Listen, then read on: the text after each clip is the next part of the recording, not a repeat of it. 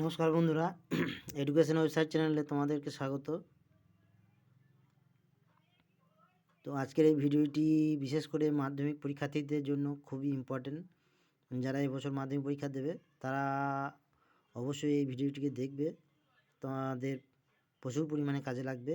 কারণ এই ধরনের প্রশ্ন মাধ্যমিক পরীক্ষাতে খুব আসে, শর্ট কোয়েশ্চেন। তো যাই হোক, 1 নম্বর কোয়েশ্চেনটি দেওয়া আছে যে একটি বিন্দু দিয়ে কয়টি সরলরেখা টানা যায়। উত্তরটি হলো একটি বিন্দু দিয়ে অসংখ্য সরলরেখা টানা যায়। দ্বিতীয় নম্বর প্রশ্ন হলো একটি সরলরেখাতে কয়টি বিন্দু আছে।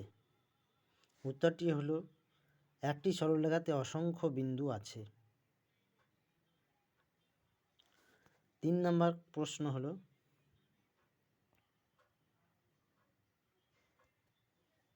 একটি বৃত্তের মধ্যে কয়টি বিন্দু অবস্থিত।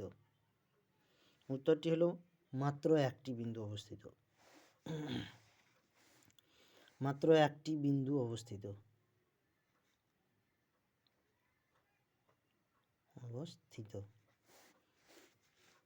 4 নম্বর প্রশ্নটি হলো স্থূলকোণী ত্রিভুজ কাকে বলে। স্থূলকোণী ত্রিভুজ কাকে বলে। উত্তরটি হলো যে ত্রিভুজের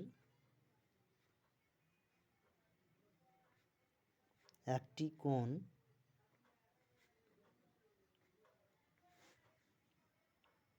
90 ডিগ্রি এর চেয়ে বড়, তাকে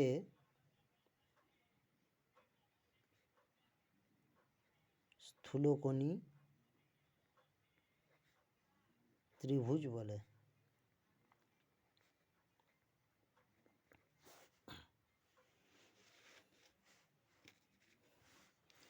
5 নম্বর প্রশ্নটি দেওয়া আছে ত্রিভুজের 3টি কোণের সমষ্টি কত ডিগ্রি।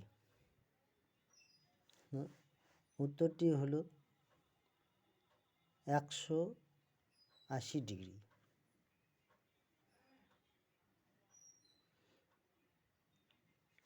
আশা করি ভিডিওটি সবাইকে ভালো লেগেছে।